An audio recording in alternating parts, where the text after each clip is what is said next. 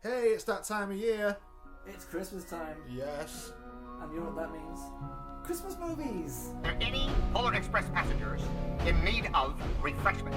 Because people forgot how to have a fun, old-fashioned family Christmas. Humbug, he said. Humbug. Now I have a machine gun.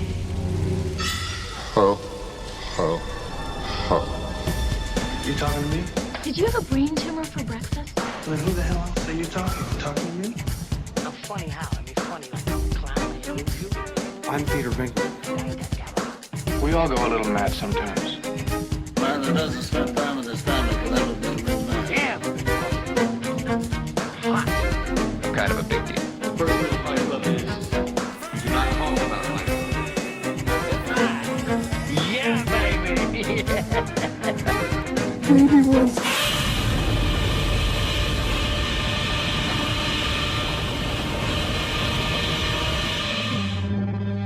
You want answers? I think I'm entitled. You want answers? I want the truth! You can't handle the truth! It's my turn to be Santa Claus this year. Is it? Yeah. Okay. I was elf last year as well. Yeah? I'm always the elf. Damn it. I'm 6'5". Do you think I would be an elf? Be an ironic elf? See, there you go. You weren't thinking outside the box. No. With me, right, I step outside the box and I see him in a much larger box and I step outside of that as well. Yeah. Yeah, that's what you did. Oh, right, yeah, so, Christmas movie. Have you watched any yet? Have you done a list? I've got a list, yeah. Alright, did you check it twice? You were setting me up then. I did. Did you see what I You were did? waiting to do that, yeah. Yeah. So what have you got? I got 7. That's not a Christmas movie. Oh no. Look, 7. I got 7 in my list. Right, okay. I was supposed to come up with 10. What have you? You've got about 15 here. You've got loads. I'm a big fan of Christmas. We're going to be talking about Christmas movies, but I think it'll be interesting to kind of figure out what is a Christmas movie, what isn't a Christmas movie. Yeah, because the difference between a film that's about Christmas or a film that's set around Christmas time. Yeah, and also films that have nothing to do with Christmas that might have a little bit of snow in it, such as Empire Strikes Back. Yeah, there's a little bit of snow in that. There's a blizzard in that. Yeah. And I remember watching it in 1986 when there was a blizzard. Oh, really? I remember that. I associate Christmas with Empire Strikes Back because of the blizzard. But then there's also other films that have nothing to do with snow, have zero elements of Christmas in them at all, and yet they constantly come up on Christmas time. Like Spice World, the movie. Maybe Guardians of the Galaxy. Yeah, it could be. Every podcast, let's bring up Spice World and Guardians of the Galaxy in the same context. Yeah. The both ends of the barrel, aren't they? Yeah, Uncle Buck. That's what that just reminds me of. Is Uncle Buck set around Christmas time? I don't think that's a Christmas movie, no. No, I don't think it is. No, but John Candy's in Home Alone. He is, yeah. There's trumpet player? Or... They're a band, yeah. Yeah, they're a band. I forget what he played, but yeah. So let's go through this list, one by one. Okay. I'll go through my 7, then we'll go through all yours, and then we'll just try and... We're going to make up a definitive top 10 list of Christmas movies that everybody needs to have on their list. Yes, and you need to check that list twice. And, make sure whoever's written the list is either naughty or nice. Because around the 24th of December, Santa Claus comes to town. Santa Claus is coming to town. Okay, you need to stop now. Okay, sorry. I'm just excited. You're sounding like a Hallmark movie script, and it's just a little bit, a little bit too much. Is it? Listen, our listeners, our audience, all 5 of them, they're looking for some sort of integrity from us, and going for cliched things about Christmas. I just don't think it's cool, man. It's not cool. It's just the right place to come for integrity. Yes. Is it? Damn straight. All right. Okay. Integrity, all the way. Integrity. I was coming at it from a different angle. I know where we are now. It's fine. Right, yeah. Let's carry on. Okay, so I've got my list. I've checked it twice. Gotta find out which one's naughty and which one's not. You're doing it now. You've come on board. My collective. I'm on board. Join us. Yeah. Okay, so I am rubbing against the... can you hear me? Yeah, I can hear. Do you know what? I completely lost sound. I'm going to go that, and I'm going to loop that around there. And I'm going to loop you around there. There we go. I'm just looping all our cables. We just don't have a grip. Now we've got a grip, we can go around. Okay. Christmas movies, go. Christmas movies. From the top of the list, we've got everybody's favourite. I watch it 3 or 4 times a year. Even this is a film that you don't have to watch at Christmas. Muppets Christmas Carol. Yeah, it's fantastic. Do you love it? I love that film. Does River watch it? River loved it. Humbug. He was the greediest man alive. It's Ebenezer Scrooge. Until the night he met someone extraordinary. Hello. The Muppet Christmas Carol. I'll drink to Mr. Scrooge, even though he is odious and stingy and badly dressed. Humbug. Oh, there goes Mr. Humbug. There goes Mr. Grin. Do you think it's safe for us to be up here? If they gave a prize for being mean, the winner would be him. Yes, Mr. Cratchit. If you please, Mr. Scrooge, the bookkeeping staff would like to have an extra shovel full of coal for the fire. We're such a fools. How would the bookkeepers like to be suddenly unemployed? The heat wave. Oi! This is my island in the sun. It's Charles Dickens' classic tale. As only the Muppets can tell it. It's good to be heckling again. It's good to be doing anything again. Filled with holiday warmth. Hey, like the lamb, not the rat, like the lamb, not the rat. And Christmas spirit. Jacob Marley?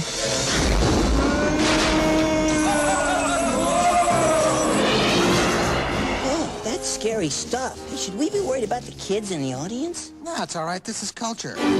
This is the movie to see, to share, to cherish with someone you love. Thank you for making me a part of this.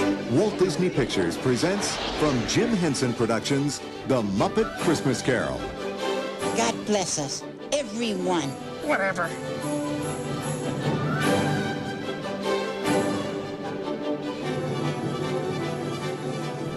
We can't get enough. The lines are quotable. The script is strong. Michael Caine is beautifully amazing in that. He does exactly what he needs to do, and you can tell he's had fun with it. The puppets are fantastic. Yes. The As mice. they always have been. They always have been. Yeah. Yes. The characters are just so well drawn out and hilarious. Everybody fulfills a role. Yeah. Even Rizzo the Rat. Thank you very much for letting me be a part of this. That's my favourite line of the whole movie, and I say that to Catherine quite a lot. I say it to just random people on the street. Yeah. Yeah, I love that. Or if you're in a cinema and you're watching a film and someone's decided to eat loads of loud food next to you. That's what it is appropriate to say. Yeah, thank you very much for letting me be part of this. Yeah. Yeah, you shared experience of your fucking food. People who you can't go 2 hours without eating. What's wrong with you? Unless you're going to an AP. Well, that's the only time where you can eat. AP number. Yeah. Of minimum amount of people. Yeah, I think that's about the other time. Yeah, of course, yeah. Okay, so Muppets Christmas Carol is a classic. It's a classic. It's great. Yeah. Okay. Polar Express. It's full on Santa Claus. It's full on Believe. And it's full on CGI. It is, yeah. But it's okay. It's okay. The CGI that they used is dated now, isn't it? Don't you think? But then is Toy Story dated then? No. Because it's of the... but the thing is, I see what you mean. Polar Express is actually trying very hard to kind of look like the book, the Polar Express. So they didn't want to go too far with the realism. They did do the typical Bob Zemeckis cinema experience where they go on a journey, like the feather in Forrest Gump. Yeah. They did the same thing with the ticket. Yeah, the ticket. Yeah. The ticket journey, and they love that kind of thing. It's the whole. It's Bob Zemeckis' staple. I think it's the one thing that he does in his films.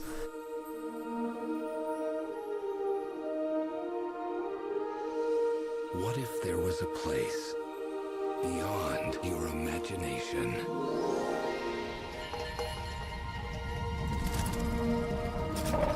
And to get there, all you have to do is believe.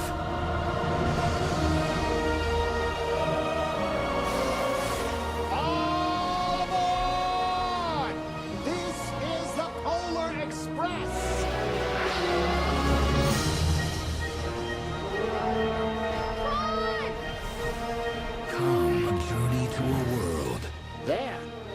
North Pole. Where dreams become real. I want to believe, but... Believe.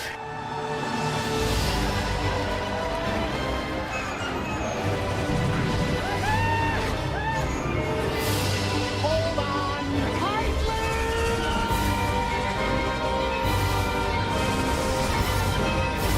Get us the places out of here!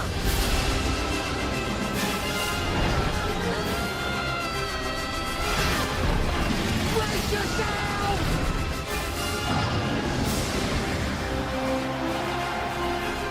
Director Robert Zemeckis Look, isn't that amazing? and Tom Hanks Sometimes, the most real things in the world are the things we can't see. will take you to a place where anything is possible. I wanted to do that my whole life.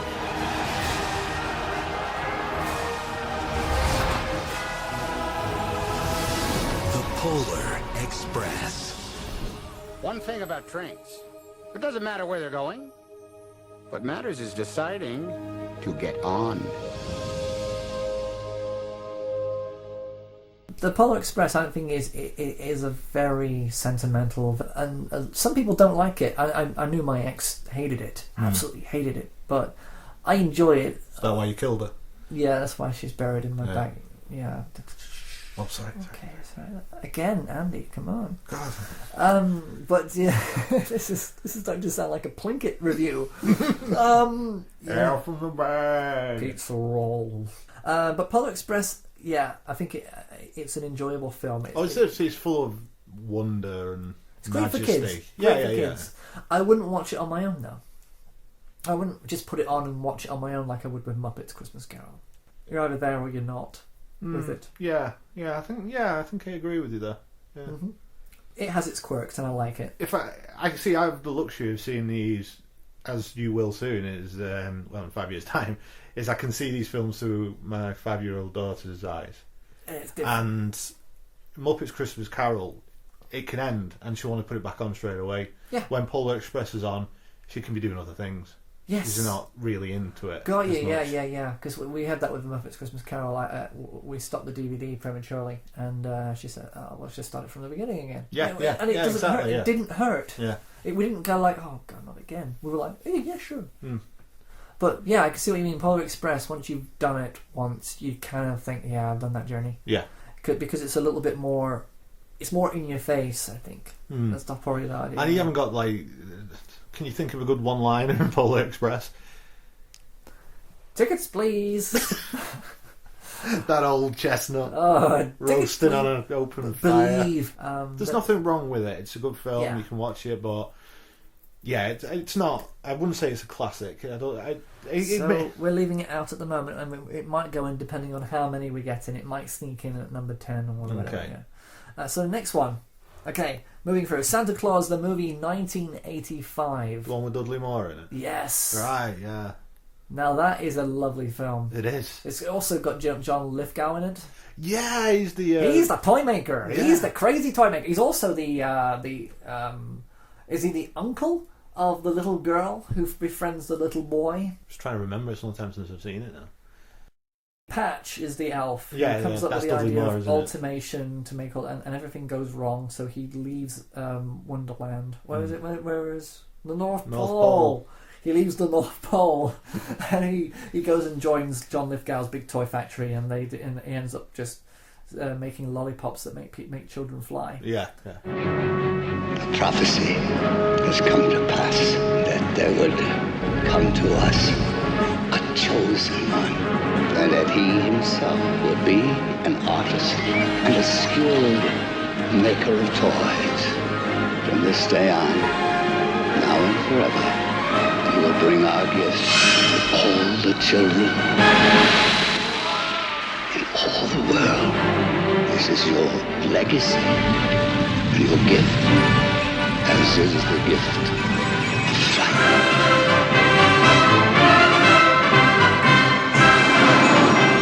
Alexander Salkind presents Dudley Moore. Merry Christmas! It certainly should be.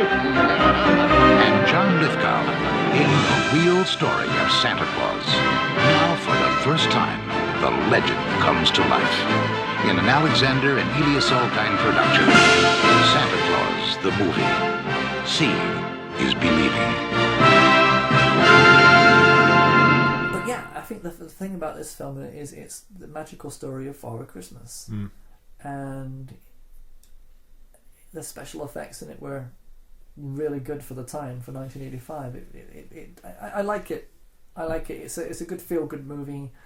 It's definitely not a film you can watch outside of Christmas Day. You'd feel odd. Or Christmas Eve. Yeah, well, yeah, you got the Christmas period, haven't you? So it's okay. Yeah. But yeah, you wouldn't put Pure Christmas. Yeah, you wouldn't put it on July the 2nd. But did you enjoy? Oh yeah, I enjoyed it. Yeah, I've always enjoyed it. Yeah, so that's definitely in. Yeah. The next one I've got is November Christmas. Now you haven't seen this. I haven't seen this. No. Totally understand, but we've actually started the tradition of watching this film because it's something of a Hallmark moralistic film. Okay. Let me lead you through it. Do you know Sam Elliott? Yes. He's a handlebars guy. Kind of looks like he could have been a wrestler in his younger life. Yeah. He kind of looks the same in every film. He's in it. You got Karen Allen, who's in it as well, and Elizabeth McLaughlin. She's the girl who writes stories, and the story centers around this little girl who is going through cancer. Okay, and basically it's around about August time, and they're concerned about her health. They don't, they're starting to have concerns that she's going to get through the year, so they decide to move the holidays up. They have Halloween in August. Right. And they try and do it discreetly, but then the town start to figure it out. A couple of people start to figure. Sam Elliott basically is the guy who's starting to figure out why is he wanting pumpkins in August, and he starts to think, okay, he doesn't think that the child's going to live to see Christmas, so they're going to bring all the Christmas. That's why it's called November Christmas. Okay. And so they make a big Halloween party for her, and things kind of get a bit bad to worse, and at the end she has a huge Christmas thing at her house, and all of town show up. It's a pretty simple story, but I think it's all the elements of all the characters that go along the way. But it's a very beautifully delivered film. It sends a little lump in your throat, right? And I think we just enjoyed it because of the notion of, every single holiday could be our last, and you've got to kind of have that in your mind. Right. That sounds a bit grim. Okay, when I'm watching a Christmas film, I don't want to be reminded of the harsh realities of life. Of death. Yeah, Okay. I want to I get you. Be taken on a journey, and by the end of the film, I want to be happy and excited. It's Christmas time and stuff. And you are, because she does survive. Does she go into remission? It was Hallmark. She has to. Yeah, she goes into remission, and she ends up being the girl who was at the beginning of the film, who was reading a storybook to children. So spoilers. That's quite. That's so it does wrap it around. It does have, and she's basically because she had the girl who was a writer write all about her little children's stories that she wanted to have written up. Is it typical Hallmark though? So every character that comes into you go, right, he's the one who's going to figure that out. He's the person that'll be doing that. That person will be doing that. But you know how it's going to end. But November Christmas is the only one movie in the whole. I mean, we've seen quite a few of these because Catherine has them on all the time on Christmas 24. We watched one the other day. I can't remember what it was called, but it had a woman just got away from an abusive relationship, and she's having this sort of legal battle to keep hold of her kids. Yes. And she's not making any money, and she gets fired from a job because she helps this woman who has a heart attack. And yeah, and then all these they start to sort of, all these different people start mingling with each other, but they don't know that that's the person who saved her. And they don't, but at the end, she's fallen in love with this guy, and it just so happens that he's the grandson of the woman that she saved. Everybody is connected in the whole movies. Yeah. And it's the same with All I Want for Christmas, which is about a similar story about a woman who's basically left her husband and is with 2 children in a car, and she has to go into this small town, and she gets a job as a waitress, and she has to look after them. But luckily, the daughter of the people who is a babysitter, and the babysitter then knows the cop falls in love with her, and then they get evicted by Trigger, who was the guy from Friends, who was the caretaker in Friends. Oh right, yeah. He's in it, and he's like a badass guy, nasty guy, but then he ends up being really nice at the end, and everybody comes together and helps them at the end. It's that kind of a story where the little community ends up having everybody has a role, and it's it's cute film. Yeah. So the season, it's daytime fluff, but I kind of feel as though that out of all of them, November Christmas is that little bit more poignant. Okay, but is it a classic Christmas film? No, it's not. That should be in the list. It's a personal film that Catherine and I will always probably watch because we just... Anyway, but it's not Polar Express. It's. I'm going to seek it out from what you've just said. Yeah, well, I'll give it to you. I'll give it to you because we've got a copy of it. Oh, excellent. But yeah, it's not your typical Christmas movie. Right. But it's still nice to watch. Oh, the ladder's up again. Oh my God, are they putting more security cameras up? Last time you came, they're putting more. Are they filming the new series of Big Brother there? Yeah, I think they are. Yeah. I thought I saw a Channel 5 van when I was driving around. Yeah. Oh no, that was because of the murder. Oh right, okay. Batman Returns is the next film on my list. Wow, now I did not remember this being a Christmas film. It has snow in it. How stupid am I? Of course it's a Christmas film. At the very end, it's snowing. And I remember feeling cold watching the film, yeah. But it's there. It's not really a Christmas movie, so let's move on. Okay, well done. Home Alone. Yeah, I love that. Home Alone is, and I'm only putting Home Alone 1 in there because Home Alone 2 is just a carbon copy rubbish, but Home Alone is an incredible film. It is. Where are you going? We're going to miss the plane! When the McAllister family left on their Christmas vacation, Did we miss the plane? No, you just made it. Yeah! they forgot one small thing. Have yourself a terrible feeling. Did you lock up? Let yourself be light. Do we set the timers on the lights? Mm-hmm. What else could we be forgetting? Our troubles will be ours. Kevin! Home Alone. Police in the northern suburbs are on the lookout for a pair of burglars who are calling themselves the Wet Bandits. We know that you're in there. It's Santa Claus and his elf. Get off my property. This is my house. I have to defend it. Where's your mother? My mom's in the car. Where's your father? He's at work. What about your brothers and sisters? I'm an only child. Where do you live? Can't tell you that. Why not? Because you're a stranger. He's a kid. I mean, what can a kid do to us? Kids are stupid. I know I was. You still are, Mark. This is it.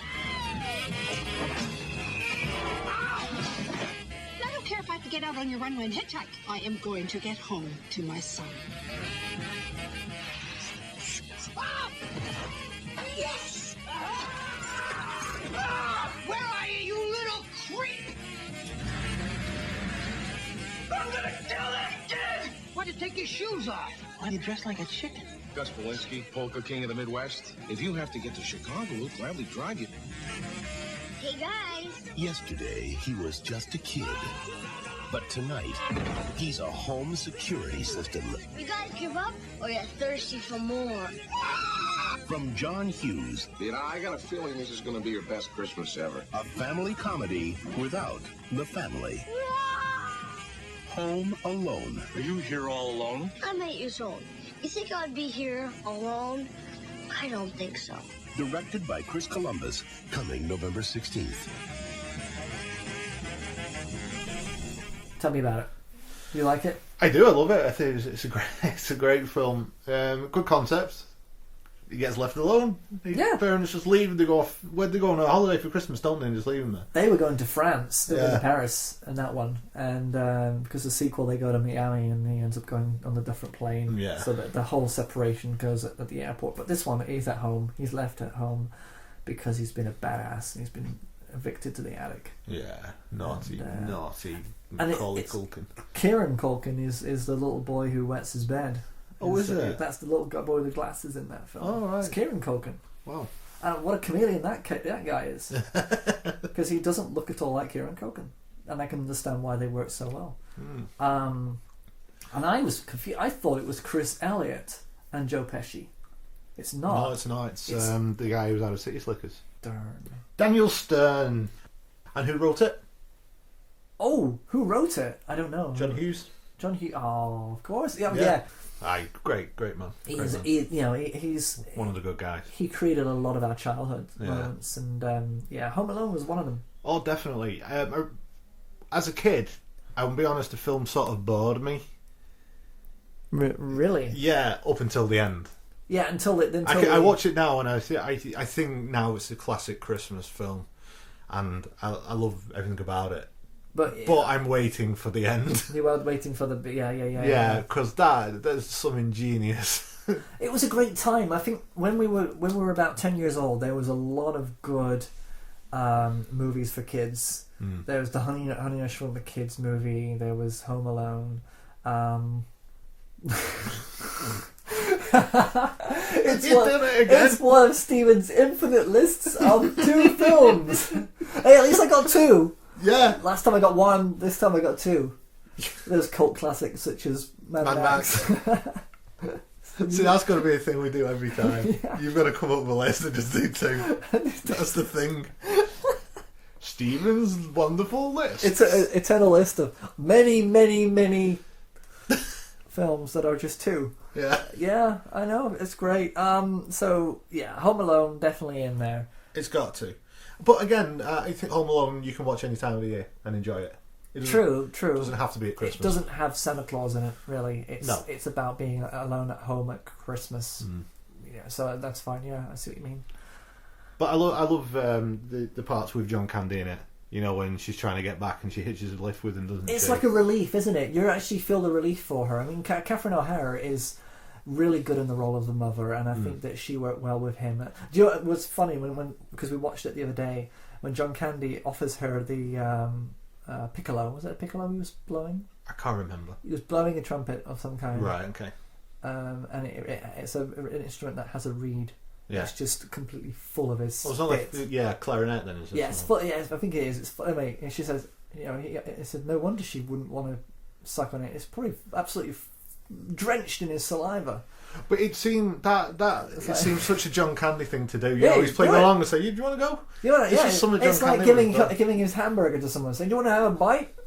Yeah. Do you want to have a slurp of my? Yeah, exactly. It's totally and I think it was probably a John Candy thing that he actually put in there himself. I wouldn't be surprised. And he was the feeling I've got with John Candy is anytime he's on screen, I feel safe. Yes. Do you know what I mean? Because of that moment, because of him, everything he is, he's just like, oh, John Candy's in this film.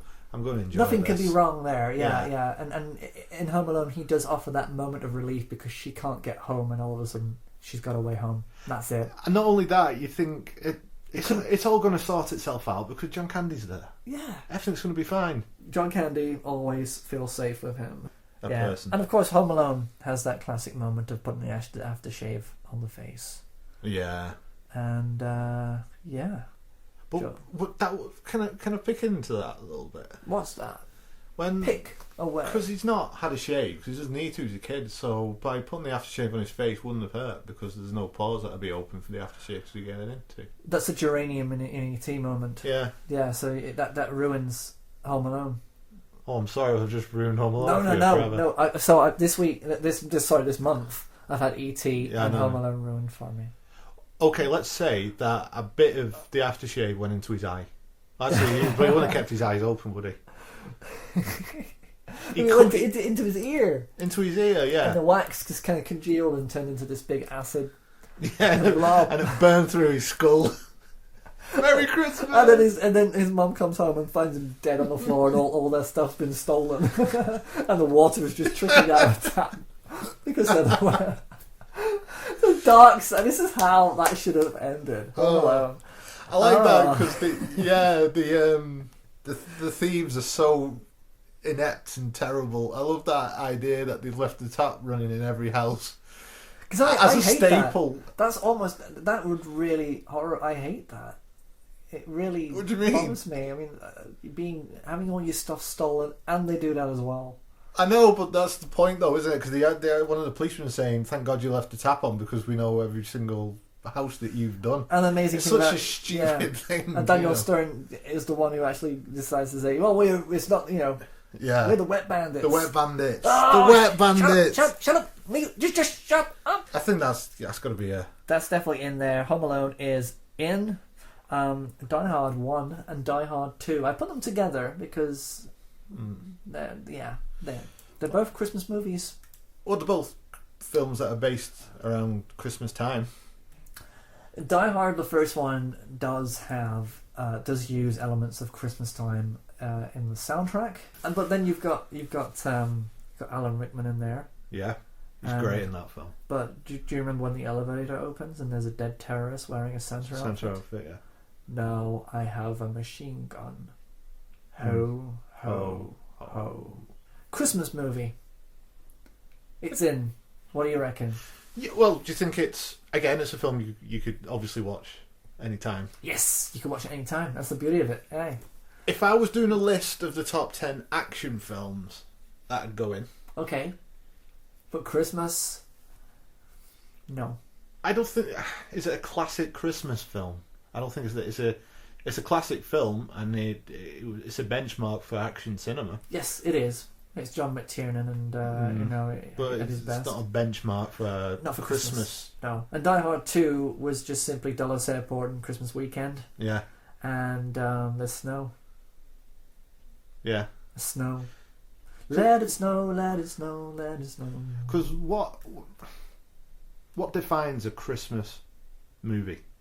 Hey, what the hell? It's Christmas! The word Christmas being mentioned at least twice. Yeah. No. Presents, family. Yeah, you got to have the iconographic signifiers that are clearly labelled as Christmas entities. But So what's next? Die Hard's not in. No, I don't think it can be. Okay, we're going to your list now. Okay then. 7. Done. 7 is not a Christmas movie. 7 is not a Christmas movie. There's a lot of rain. There's no snow in 7. Well, sometimes it rains here and it doesn't snow at Christmas. We have rainy Christmases all the time. This is true. We have serial killers putting heads in boxes. It's a gift. It's a gift. There's a gift in it. Okay. There's a head in the box. Yeah, there is a gift. It's a gift. Yeah. What's in the box? Come on, let's go through the tropes. Let's say that 7 is a Christmas movie. Okay. You've got they have a dinner together. They do. You've got the present, the head in the box. Yeah, you've got the present. You have toys. Guns are like toys, so there's toys in it. That's stretching a bit. No. People, and you've got the big knife dildo thing. That could be a toy. You've got people overeating at Christmas. Greed. Yeah. Yes. Let's go through the 7 deadly sins then. What have we got? Sloth. Being photographed every day until you're a mess. Mom, Dad, take a picture of me. Yeah, vanity. Oh, come on, this is really... Well, actually, okay, I'm going to segue into one of my films here then, because it starts at Christmas time with a suicide. Well, it turns out it's not, but Lethal Weapon. Lethal Weapon? Yeah, that's based at Christmas time. I've got it written here as Leather Weapon. Leather Weapon? Yeah, I think that must I think that's a different film you were watching. Lethal Weapon starts at Christmas time. Yeah, that's based at Christmas time. Jingle bells, jingle bell rock. But then again, it's the same as Die Hard. It's not a Christmas movie. No, it's a benchmark for buddy cop movies. Yes.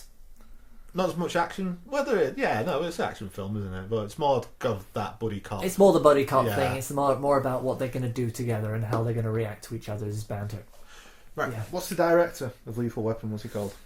It was directed by Richard Donner, of course, the director of the Superman movies. That's right. It's Dick the writer Donner. I'm on about. Shane Black. Shane Black is the writer. Okay, so we'll go back to Lethal Weapon now. So yeah, it was directed by Richard Donner, obviously, but the writer was Shane Black. And he's notorious for what? Well, I'm just thinking it's worth mentioning because Lethal Weapon is based around Christmas, and he also directed Iron Man 3, and that's also based around Christmas time. Is it? Yep, and it's got similar little ideas in it. You know, like the run between all the Christmas trees that are for sale. There's a part in Iron Man 3, which is quite similar. Lethal Weapon. Can take that out. It's not a Christmas movie, but we'd like it to be, along with Die Hard. But they're in a different genre. Right. Scrooged. Bill Murray's Scrooged. Absolutely love this film. It is a fantastic film. It is. Karen Allen's in it, and that's okay. she's allowed. She's allowed in this one because she and Bill Murray work really well. Bobcat Goldthwait was in it as well, who was Zed in the Police Academy films. Yeah. He's in it. He's pretty much the same guy. That's him. Yeah, that's him. So and he's still doing stand up now. It's great. But yeah, there's loads of people in it. Yeah, but it's Bill Murray's thing. He's great. He's just playing his deadpan. He owns deadpan it. best. Yeah, he does. He owns it. It's fantastic. It's so funny. It's a fantastic film, and they played the whole Tiny Tim thing in there, and it's the big TV network idea is great.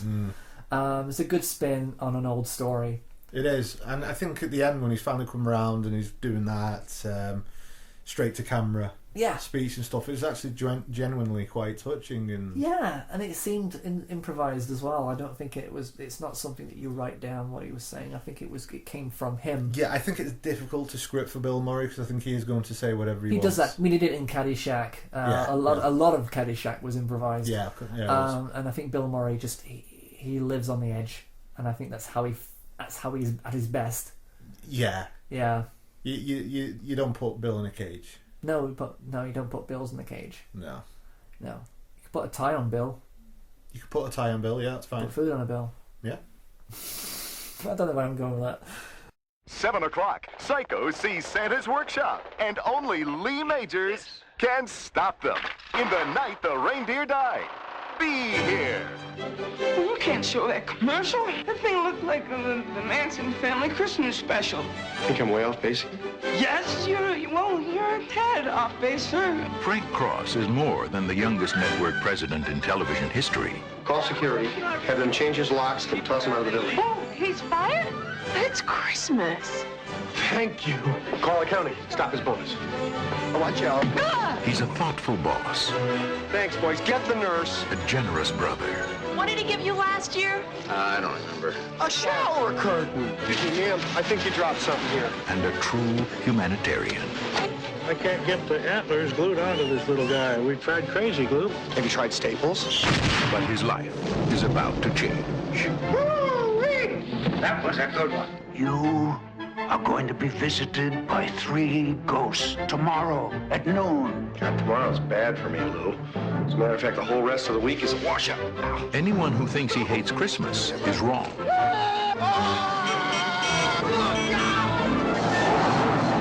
back to Jersey, you moron! It's ghosts he hates. I love that bit! I'm the ghost of Christmas present. Bill Murray. Karen Allen. You sounded like you'd seen a ghost. A ghost? John Forsythe. Bobcat Goldthwait. Hey! You glad to see me, or is this a shotgun in your pocket? You know this one? Everybody knows this one. Let's go now. How does everybody know this one? Carol Kane. Robert Mitchum. I really care! David Johansen. Oh, I'm having the weirdest day! This holiday season, see Bill Murray get Scrooged. Hey, back off, big man. That may work with the chicks, but not with me. So yeah, Scrooged is in. It's got to go in. Okay, Love Actually.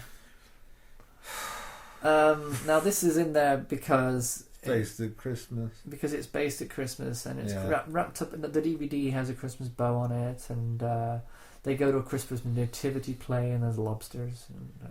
And it's a big cast. It's a big cast. I think it's Bill Nighy's in it. Isn't he in every film that? Yeah, and it's basically the same rubbish that we come to expect from the director who made For Weddings and a Funeral. Yeah, Richard Curtis. And I think Bill Nighy's in every one of his films, isn't he? Oh dear. But that's it. I mean, Love Actually is okay. But it's not a Christmas movie that we seek out. Parts of it just really sort of anger me. You know, that storyline between... I love how you get angry with movies. It's great. It makes me angry. I hate it. You know that go to the chopper. You know that love triangle between there's. Sorry, the love triangle. Yeah, between Keira Knightley and her boyfriend, Andrew Lincoln. Yeah, and there's that bloke who's and madly in love with her, isn't he? Yeah, and he basically comes around and just wrecks a marriage. Yeah, but he doesn't. This is what annoys me. He's in love with her, and he wants to take Bob, and then all he does is that Bob Dylan thing where he holds up those stolen, Bob Dylan. Yeah, and he just starts all the words of how he feels, yeah. and then walks off, and then at the end he goes, "Right, I'm done now." You wouldn't be done now. Yeah, I think the problem with that is that we want to actually care about the fact that he was doing that little scene. That whole thing hinged on that scene. Yeah. The whole storyline was all about them stealing the Bob Dylan thing. Yeah. But to be honest, the Bob Dylan thing being Subterranean Homesick Blues, when he's basically holding the lyrics on billboards, he's just taking them down. Yeah, exactly. Yeah. And say anything because he's got a stereo as there playing music. Yeah. Which is the John Cusack rip-off. And that's what it is. It's a rip-off. It's not a homage. It's a rip-off. It's a rip-off. Bill Nighy sings "Love Is All Around Me" with "Christmas Is All Around Me" because it's supposed to be a funny thing. Four Weddings and a Funeral and that whole song that was over. Do you know what? That killed me. That song, "Wet, Wet, Wet." Do you know "Wet, Wet, Wet"? We're absolutely sick and tired of being number one. Yeah, it was number one for 10, 15 weeks. And years. They got fed up of singing it. And then what does Richard Curtis do? I'm going to put it in my next movie. Whoa! That's my impression of Richard Curtis. Spot on, yeah. That's how he talks. Look, but there was some interesting things in that film that were a little bit more touching. The guy who learnt a foreign language in order to ask the Spanish girl to marry him. Yeah. That was okay. I think that's probably the only story I cared about. Yeah, because it wasn't the one where he's about to have an affair. He's about to have it, and we have to get behind him because he decides not to. But what a guy! Because she finds out that the present, then they have to basically the story is now they have to deal with this pretense of being happy for the family for Christmas, which is sad. And you've got the Hugh Grant and the swearing assistant, under the guise of Martine McCutcheon. Not really interesting. Liam Neeson's in it. He is. Alan Rickman's in it. But he likes popping up in these Christmas films, doesn't he? The Liam Neeson storyline is all about him teaching his kid how to fall in love with a girl who is going back to America and didn't care. The only other storyline that was remotely interesting was the English guy who decides that he's going to go to America and bang a lot of American girls. Yeah, and the guy that My Family. Yeah. And the whole idea is that, yes, he does. He succeeds. And that's exactly what happens. And that's it. Do you think the film would have been better if you just focused on one storyline and tried to invest in that instead of having all these different... That's it. It's overkill. But it's almost like going back to... the fear! That's what we didn't talk about last time. The fear of The Room and Birdemic and Guardian of the Galaxy. Right. But don't worry about that. They all have fear for different reasons. Love Actually is a film without fear. Yeah. Because it's basically gambled on the fact that everybody's just going to be happy to see at least one of their favourite actors or actresses. Yeah. Right? Oh, Alan Rickman's in it. I love Alan Rickman. Oh, Emma Thompson's in it. I love Emma Thompson. It doesn't matter what they do; they'll just watch them because of their star power and not because of the actual depth of the story. Like I say, the only story I was invested in was the one where Colin Firth was trying to get with the Spanish girl, and he actually does something in the movie. He actually learns a language. Yeah, it's not much, but it's at least something. Yeah, you've got to cling on to something, but yeah, it's not taken out at all. Klingons. Yeah. Star Trek 60 Undiscovered Country has snow in it. Not a Christmas movie. Okay, The Grinch. We're talking The Grinch. Definitely a Christmas movie. I haven't seen it, and I'm really... Isn't it a Dr. Seuss thing, The Grinch? It is. You can't have an opinion on it if you've not seen it. It's true. alright. You're right. I don't have an opinion, but I... Jim Carrey's great, as ever. You know what I mean? It's a story of redemption, because obviously he saves Christmas. It's not a classic, though. No. I won't put it as a classic. I will again talk through River watching it. River enjoyed it. She really liked it, and It's workable. It's fine. Serviceable. Yeah. But not a classic. It's not. It's definitely not a classic. Yeah. Because I haven't bothered to watch it yet. If it hadn't been anyone else in it, if it had been another actor, it'd be terrible. Jim Carrey, he's born for that kind of manic. Yeah. And he's a smart. He makes a lot of smart choices. Most of the time, a few times where he's made a sequel to things, and I think, why? But I'm glad he didn't make Mask 2. Oh. Apparently, that is one of the worst films ever made. Yeah, well, I've got the pleasure to admit I've never seen it. Me neither, and I don't think I want to. But yeah, I mean, Ace Ventura 2 is brilliant. Yeah, just saying. Yeah, I've never seen that either. Oh, it's so good. It's so funny. I think it's one of the few films I went watching it at the cinema, and a little bit of pee come out. I was laughing that hard. Really? Yes. Oh, I had that with Hot Shots Part 2, but not pee. I actually choked on my Coke. Did you? Not cocaine. Not the white powder. Ask the people. No. I literally had Coca-Cola coming out of my nose. It's a great film. It's the Geronimo moment when they're jumping on the train, jumping out the plane, and the Mexican jumps out and says "me." Yeah. I literally just lost it, and I've always remembered that. But that's not a Christmas movie. Nope. So the Grinch is I'm not too bad. Let's say it's a serviceable, decent Christmas film, but it's not a classic. Yeah. Okay. Bad Santa. Right, I love that film. I didn't like it. You didn't like it? I just feel uncomfortable with a drinking, shitting his pants. It's kind of the point of the film. I know. He's a bad Santa. Right, again though, if I'm going to say what a Christmas film is, it should be something you can enjoy with the family. Yes. And that's not a film you can enjoy with the family. Exactly. But I think it's great. I think it's really funny, and I like humour that's really close to the bone and kind of like, wow, ouch. Yeah, you went there. Wow. So you like Hangover that. movies then? They don't go. Did they go anywhere? Not really. The first I thought you meant, the first Hangover film's okay. No, I don't mean like gross out stuff. Oh right. I mean things you shouldn't really joke about, but people do. Yeah. You know what I mean? In an ironic way. That's the kind of humour I like. Going back to last time, the bad movies, Hangover was actually a movie I stopped watching. Oh really? Zach Galifianakis simulated masturbation with a baby. With a baby, yeah, that's a bit. Yeah, so I just thought no, that's not funny. That's not clever. I like Zach. I was going to say he's above that because he's a really good stand-up way above it, comedian. and he's fantastic in Bored to Death, the series with another Stephen list with Talia Shire's son, who was also in Shop Girl, whose name eludes me. I'm gonna have to fill in that gap. I'm so sorry, dude, but you're really good. Ted Danson's in it, by the way, and the girl from that Meg Ryan film. Bored to Death.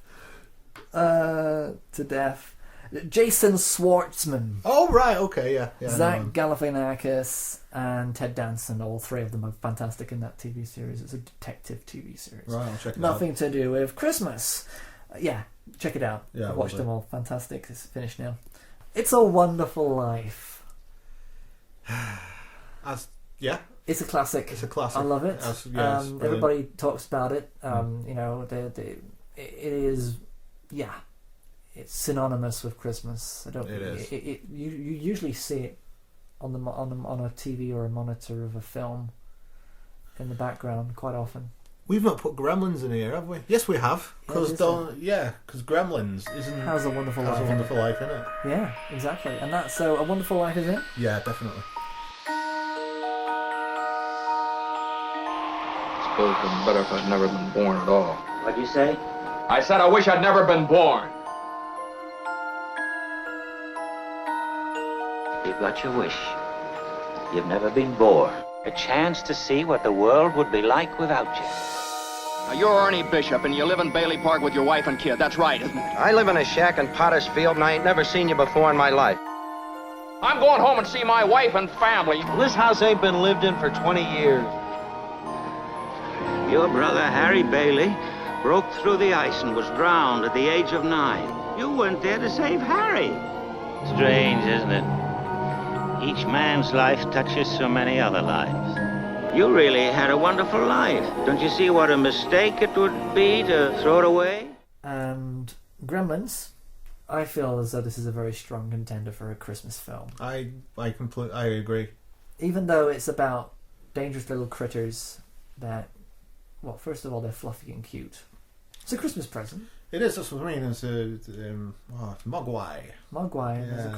There's a gremlin inside a Christmas tree. Steven Spielberg presents Gremlins. Billy Pelser has a nice home. Billy, is that you? Yeah, Mom, it's me. A nice job. A nice girl. If you're not doing anything this Thursday night, maybe you'd like to go out on a date with me? I'd love to. And loving parents who are about to give him... You're going to like this. No, don't shake it. We're going to have to open it now. It won't wait till Christmas. the most unusual gift he ever got. What is it? No. It's your new pet. Come on, Barney, be a good dog. My dad gave it to me. But there are a few things to keep in mind. If you expose it to the light, you may hurt it. If you get it wet, it will multiply. All that from water? They got wet? Yeah, plain water. And most important, no matter how much they beg, never let them eat after midnight. Because when they do, they change. Rafe. They become clever, mischievous. What's going on here? And dangerous. Gremlins, huh? Little monsters. Right. Hundreds of them. Well, I don't know, maybe thousands. They've been here too. Billy, what are these things? Where do they come from? Look, I know it sounds crazy, I know. But in a few hours, you're gonna have a major disaster on your hands.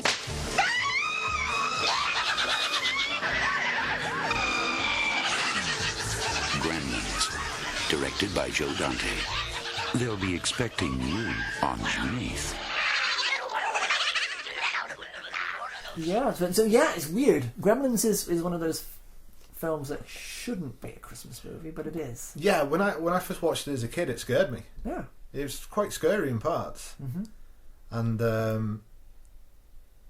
it's the yeah.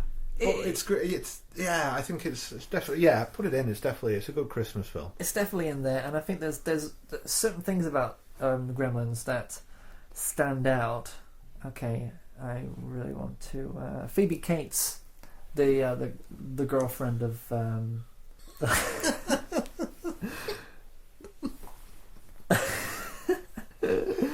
Billy. Yeah, Billy. Phoebe Cates is the girlfriend of Billy. She tells a story about her dad and why she doesn't believe in Father Christmas. Yeah, it's a dark story. It was Christmas Eve. I was 9 years old. Me and Mom were decorating the tree, waiting for Dad to come home from work. A couple hours went by. Dad wasn't home. Mom called the office. No answer. Christmas Day came and went, and still nothing. So the police began a search. 4 or 5 days went by. Neither one of us could eat or sleep. Everything was falling apart. It was snowing outside. The house was freezing, so I went to try to light up the fire. And that's when I noticed the smell. The firemen came and broke through the chimney top. And me and Mom were expecting them to pull out a dead cat or a bird. And instead, they pulled out my father.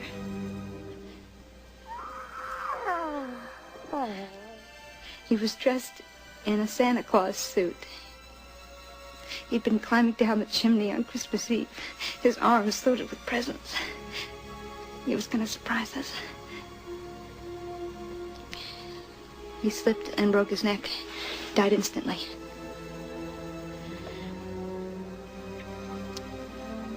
that's how I found out there was no Santa Claus. They do a callback to it in Gremlins 2, but they cut her off. Do you remember? Yeah, no. There's a part in Gremlins 2 where someone mentions something and she starts to go off on another dark rant, but they just cut her off halfway through and start ignoring her. Okay, that's good. Do you know what? Gremlins 2, the new batch, is one of those films that it gets a pass for me. Oh yeah, I enjoyed it. It's because they turn everything up to 11. True. They went beyond. Yeah, I'd say what's all the things that make Gremlins great? We'll do that, but just do it hyper. Yeah, really, and it was almost like Dawn of the Dead meets Gremlins. Yeah. Yeah, they went for it then. And I like the part with they break the fourth wall, don't they? With that part where all of a sudden they mess with the actual film. Oh yeah, and then Hulk Hogan stands up and rips his shirt off, doesn't he? And starts shouting up at the projector, "Damn Gremlins, get this film back on!" kind of thing. Yeah, because he's actually in the audience watching. Yeah. That's really cool idea. Yeah, I think Gremlins itself is one of those classic creature comfort films, and Gremlins 2 is a parody of itself. Yeah. Funnily enough, when I was a kid, my mum every Friday night used to go and rent a film, and because I love Gremlins so much, she rented me Critters. Oh yeah. I remember sitting down a Friday night with Mum and Dad, and they put Critters on, and I don't think she even looked at the certification on it. And that's thing, there was like naked girl in it and all this kind of stuff, and it didn't stay on very long. No, that and Ghoulies. Do you remember Ghoulies? Yeah. There's one scene where a guy's sitting on a toilet and there's a ghoulie in grabbing his ghoulies. Yeah. And that terrified me. I was scared of toilets for a while. Really? Yeah, that scared me. I always looked below. To make sure. A mirror and put it around the actual curves to make sure nothing's sneaking well, down it makes those Domestos bleach commercials just a little bit more realistic when they got the little gremlins running out there. Yeah, telling you, they can get you. Well, I'll say Gremlins goes on the list. Gremlins is definitely on the list, and I'm happy for that. Okay, National Lampoon's Christmas Vacation. Yeah, I think this is a classic. 'Tis the season to be jolly, fa la la la la la la la. After vacationing across America and throughout Europe, Take it, Russ. this holiday season, the Griswolds are going to play it safe. Clark, we're stuck under a truck. They're staying at home. I give you the Griswold family Christmas tree. Hope you're not getting sap all over your sweater, Clark. All Clark wants is a quiet, old-fashioned Christmas. Sorry. Got a little knot here. Can work on that. What he's going to get is the gift that keeps on living. Merry Christmas. His family. We didn't come to impose. Oh, hell, there's plenty of room. Do you sleep with your brother? Do you know how sick and twisted that is, Mom? Well, I'm sleeping with your father. Have you got a kiss for me? You better take a rain check on that, Art. He's got lip fungus they ain't identified yet. But no holiday could ever be more deeply touching. We were gonna call, but Eddie wanted to make it a surprise. If I woke up tomorrow with my head sewn to the carpet, I wouldn't be more surprised than I am right now. I'm really gonna fly down the hill with this stuff. So genuinely moving. Can I refill your eggnog for you? Drive you out to the middle of nowhere? Leave you for dead? More truly uplifting. Can I show you something? I was just browsing. Or more down to earth. Merry Christmas! If Santa is smart, he'll stay well clear of this joint. It's a death trap. Than Christmas with the Griswolds. Everybody come out quick, look at the lights! They want you to say grace. I pledge allegiance to the flag of the United States of America.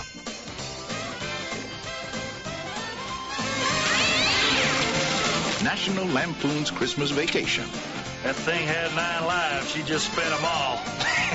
You woo, crack up.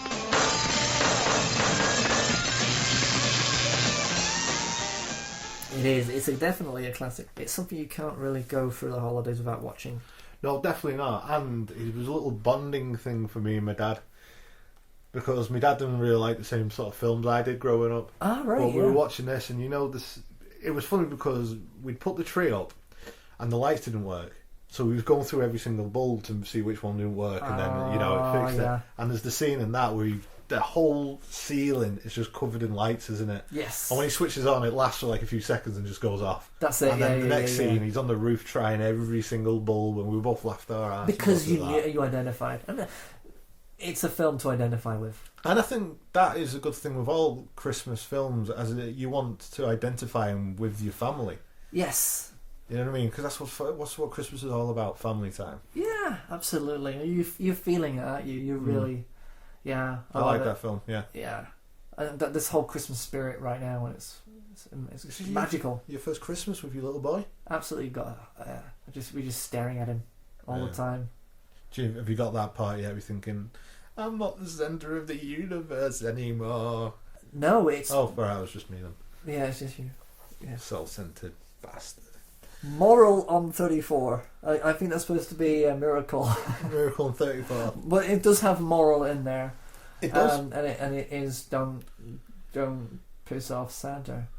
No, don't tell children that Santa Claus doesn't... No, what's the moral of Miracle of 34th Street? We're talking about the Richard Attenborough one, not the original. Well, it's just a remake of the original anyway, isn't it? It's just a remake. Is there a moral to the story?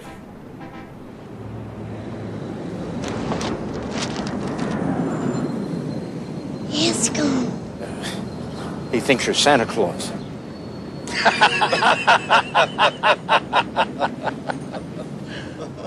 I am.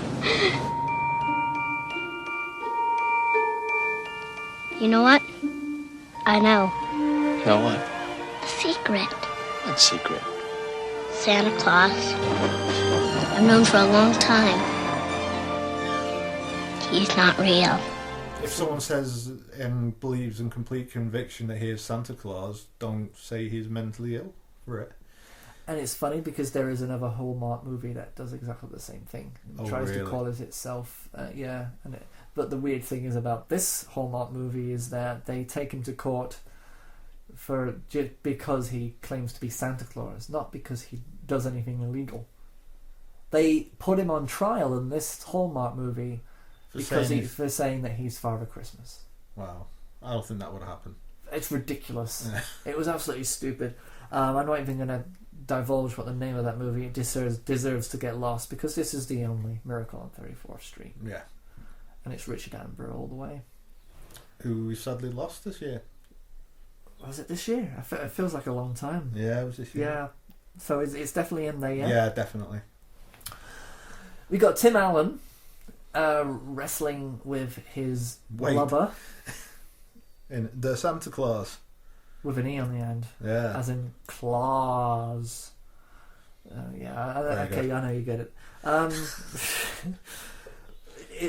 It's basically the Santa Claus tried to be a classic. It put itself out there to try and... It did. I don't think it's quite achieved classic status. But spawned off, how many? 3, 4 sequels? Three, I think there's 3, and it ended up with Martin Short being Mr. Freeze or something. Yeah, isn't that? Doesn't Robin come? Would it be Jack Frost, wouldn't he? Yeah, Jack Frost. Yeah. I'm thinking of Batman and Robin, aren't I?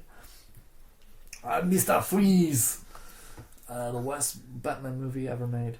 I predict a cold winter. Yeah, that's a Christmas movie.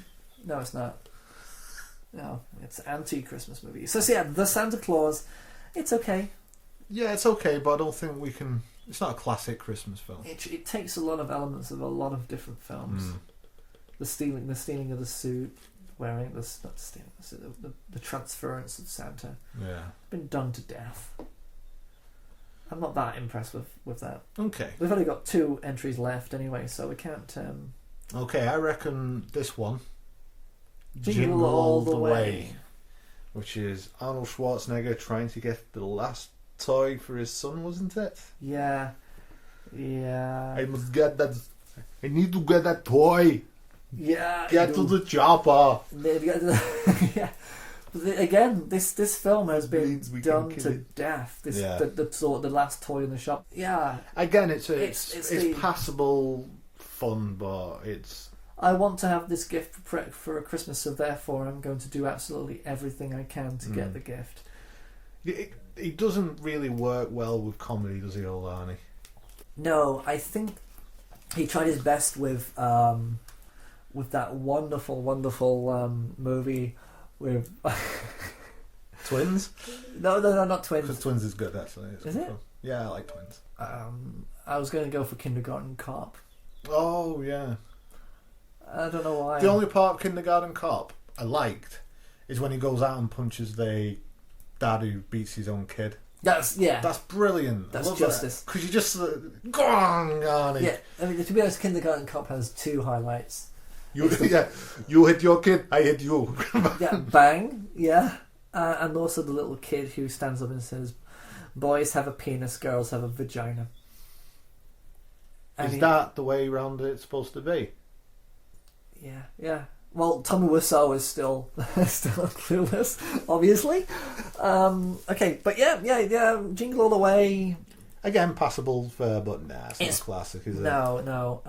We're running out here. We got A Christmas Carol, but the thing is, there are many different versions of this A Christmas Carol. There's the Patrick Stewart version. Yeah, which is great. There is the Jim Carrey version. Mm-hmm.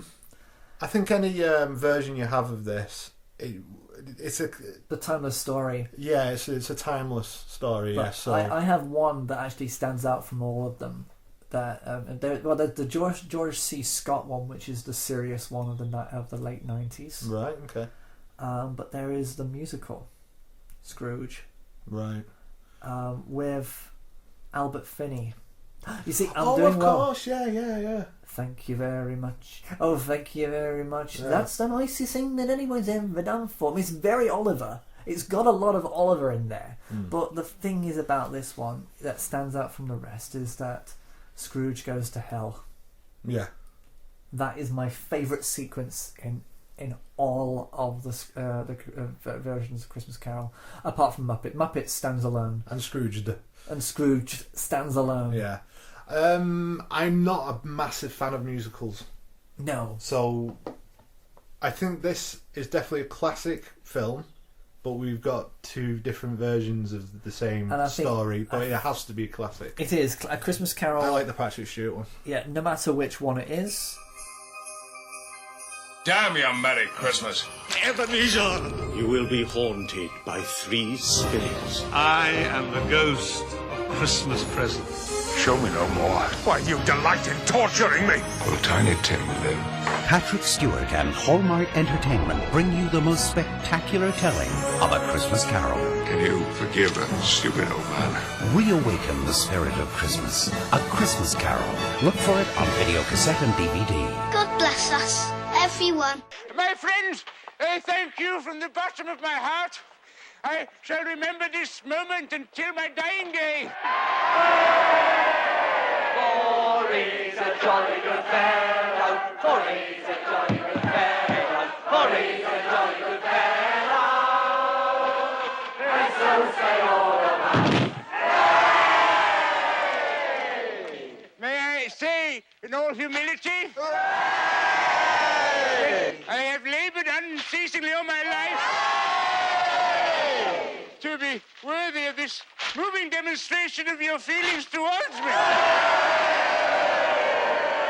Ladies and gentlemen, on behalf of all the people who have assembled here, I would merely like to mention, if I may, that our unanimous attitude is one of lasting gratitude for what our friend has done for us today. And therefore, I would simply like to say, thank you very much.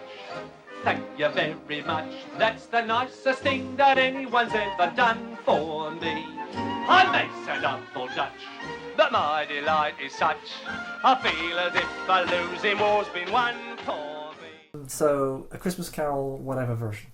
Yeah. Fits you. I think it's one fit for all. Yeah. You can't. you can't pick and choose. And let's be honest, it was written by a quite clever guy. He was all right. He did all right. He did all right, didn't he? Bless him. Yeah, I don't think he was as. I wonder how he would feel about Scrooge. I think he would love. I think he'd like that. I'm happy with that. Yeah.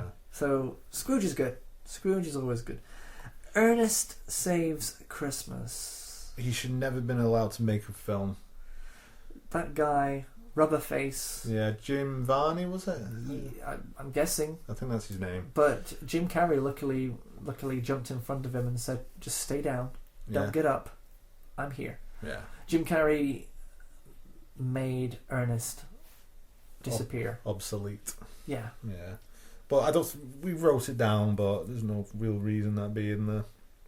And the next one, The Family Man. I haven't seen it. Yeah, Nicolas Cage, Tia Leone. He basically is this, again, a stockbroker, banker type person, and he's just not a nice person. He's not spending any of it with his family. I'm pretty sure he's got these feelings about having an affair as well, so he ends up. So I think Don Cheadle's in it, and I think he either grants a wish or makes him see what his life would have been like if it had turned out differently, and he ends up going into his life as he is.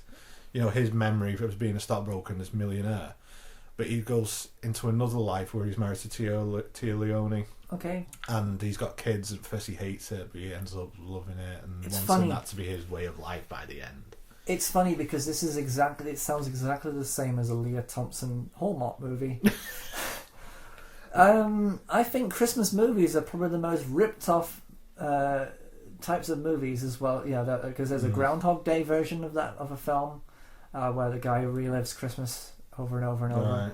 And this was another one where she lives a life of a rich woman with no responsibility, rather than being a domestic mother of three, and it's that kind of story. Is that The Family Man is pretty much another one of those films. It is a film that's it's like a Christmas film, but it's not a Christmas film. It's Disney's Frozen.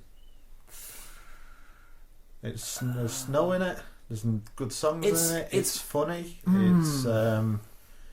It's got a good dynamic between the sisters. Is it out on DVD now? Oh yeah, it's been out for ages. All right, it has been out for ages, so they haven't been queuing it up for Christmas. Well, they are doing again now. It's getting re-released in a few cinemas with Frozen sing-along, where people can sing along to the songs in the theatre. I think the words come up and things like right, that. Okay, so they're really doing it properly this time. Yeah, so Frozen is Disney's big... Is it Disney?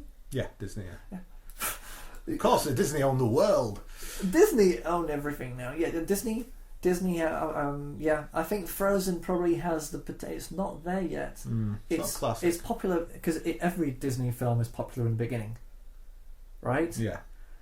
Even Lilo and Stitch was popular as long as McDonald's are making Happy Meal toys.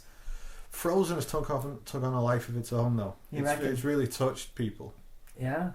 Really. Olaf the Snowman is going to be a household name. Oh, absolutely. Bella my and daughter's... Elsa. I know the names. I haven't even watched it. Yeah, my daughter has a wall with just Elsa and Anna on it. Just huge, like... Yeah. Yeah. So it is big. It's a big thing. But we've got 9 films and we're missing one, so that means we're going to have to put Polar Express in. Is Polar Express in there, or do you want to have... We Frozen? said we might slip it in at number 10. I think we should. Yeah, or Frozen. Nah. Do you think Frozen is... Because, again, it's not based around Christmas. It's actually a nice warm day until she goes and freezes everything. Ah, right. So it's not actually about Christmas at all, but... So it's kind of like Return to Oz, but they're frozen. Well, So- you could say Chronicles of Narnia, or the Lion, the Witch and the Wardrobe is also a Christmas movie, but it's not. They're just cold. There is a good film called Jack Frost. Have you seen that with Michael Keaton? Yeah. You don't like that? Really couldn't stand the idea of him being a snowman. Oh, I thought it was quite sweet. And I'm looking forward to him to seeing him in Birdman, but... Oh yeah, that looks really good. But really... I think we've got our list. Yeah, we've got... Okay, so our 10. Should we go for frame by frames, quintessential Christmas top 10. Coming in at 10. Okay, number 10, we've got the Polar Express. And 9! We've got A Christmas Carol, depending on which version you want. It's all up to you. 8. Miracle on 34th Street, original or remake. It's up to you.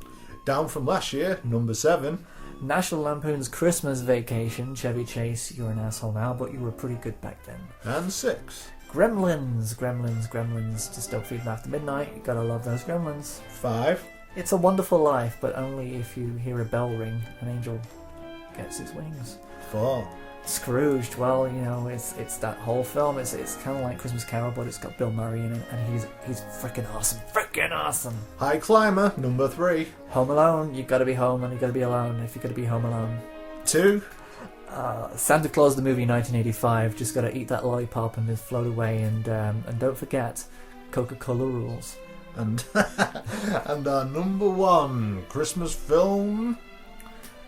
It's Muppets Christmas Carol. Of course it is. Thank you very much, Wizard the Rat, Gonzo.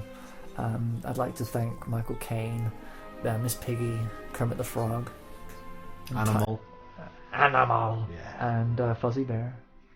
If I missed anybody out, I'm very sorry, but it has been a very, very, very long Christmas holiday. Yes. So there we go. That's it. That's our top 10. Fantastic. Yes, and I can't wait to go through all our Easter films. Yeah. There aren't any, are there? There is. There's one. Guardians of the Galaxy has got Easter eggs in it. In the DVD. Yeah. yeah. And, there's the Last Temptation. Okay, I can tell you the Last Temptation of Christ. There's the Passion of the Christ. The Passion of the Christ.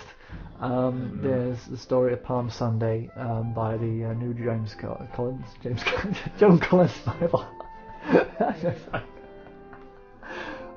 Yeah, when it gets to Easter, let's just look at all the films where Jesus dies. So anyway, yeah. So everyone have a very Merry Christmas, and we will be seeing you next year. Don't forget to check out roastedportions.com, as well as checking out our YouTube channel, Roasted Portions. Don't forget to go onto SoundCloud. It's frame by frame. It's frame by frame pod. Yes. So frame by frame pod. And don't forget to check us out on Twitter. Andy Lewin is on there, and I'm also on there too. And we like to say very strange and obscure things. And sometimes we say them to celebrities, and sometimes they don't give a damn. And we're on Twitter as Frame by Frame Pod. Oh yes, Frame by Frame Pod is also on Twitter. Yeah. That's right. And I think that's enough social network fluff there. Yes. Just keep watching. Watching films and listening to us talk about the films that you've watched. Good recovery, Mr. Lewin. Okay, so this has been me and this has been him. Thank you very much for listening, and have a happy Christmas. See you next year. See you next year. Merry Christmas. Ho ho ho.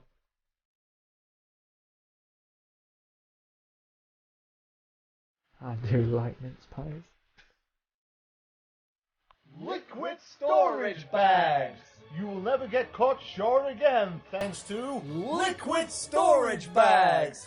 Here you get 8, that's right, 8 bags in which you can store your very own liquid items. Bags are sold separately, liquid not included.